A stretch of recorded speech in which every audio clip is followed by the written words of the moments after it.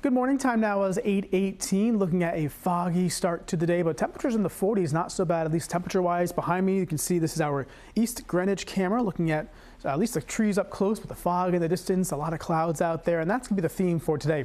Look at the visibility. Many locations well below a mile visibility, and actually some locations reporting zero visibility in New Bedford and Westerly, and places like Smithfield and Providence and Newport, not far off from that, about a quarter-mile visibility there.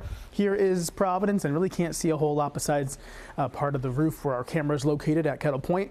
Lincoln, Valley's Twin River here, you can see again fog out there, and it's, there's moisture in the air, so there's like mist and drizzle occurring across our area, but nothing that, too widespread and nothing steady out there. That'll be arriving later tonight. Temperatures approaching 50 degrees across much of the region. Will be in the 50s and some lower 60s for today. Looking at our system that arrives tonight and for Monday, when all is said and done, Monday afternoon, 1 to 2 inches of rain expected, perhaps as high as 3 inches of rain and some of those embedded downpours and even some thunderstorms.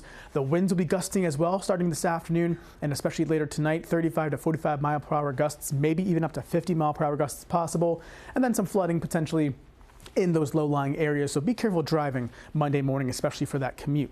Live radar looking at some mist and drizzle out there, some passing light showers, but again, the steadier stuff doesn't arrive until later tonight, so most of today is, quote-unquote, on the drier side. Cold front off to the west across parts of the Great Lakes down towards Ohio, Kentucky, Tennessee. You can see this all moving north and eastward right up into New England, and again, gusty winds develop this afternoon. Rainfall arrives late tonight, thinking after about 10, 11 o'clock tonight, and then especially overnight into tomorrow. We can time things out here, looking at all the cloud cover in place. All of this gray is the clouds. The arrows out of the south, that represents the wind direction. So again, strong southerly winds later today and especially into tonight. Here's noontime, seeing all the gray continuing. We might see some brighter skies further south and east, perhaps for a couple hours this afternoon, but I would not bet on any kind of sunshine for today. Looking at a lot of clouds holding steady through the daytime hours. Rainfall arrives late tonight. So again, we're looking okay, at least for the most part, for your Sunday. Here's 1 a.m. You can see these embedded downpours tracking through. Some of the heavier rain occurs after midnight towards daybreak on Monday. 4 a.m. still seeing all that moderate to heavy rain pushing through. This is what we'll be seeing, the chance for some thunderstorms to make their way through. This is with a cold front again that's tracking through. It's going to take its sweet time to do so on Monday. So the rainfall looks to actually linger for much of Monday. That morning commute, 7 a.m., does not look pretty with these downpours. Again, watch for ponding, watch for some flooding on the roadways. Give yourself some extra time for Monday morning heading out the door. Have the rain gear with you, of course. And then as we go through the daytime hours, 11 a.m., seeing again still some rain, but notice the heavier rain axis kind of shifts to the east through the morning hours. So I'm thinking as we go through the day Monday, that rain should at least lighten up a bit towards the middle part of the day. Cold front finally makes its way through later in the day, and that should help to kind of dry things out for later Monday night.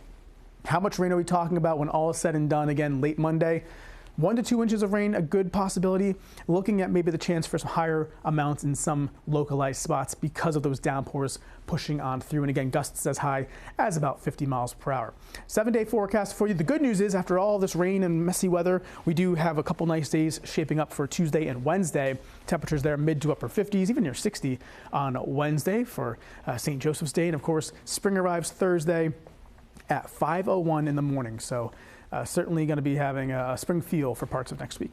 Good, because we are in spring, I feel like. Have we hit it in the meteorological season? Does a different time frame, so we actually began it on March 1st. Oh, okay, so we're here. We're good to go. Now we just need the temperatures. For me, it's spring. For everyone else, it's not. We're almost there. Well.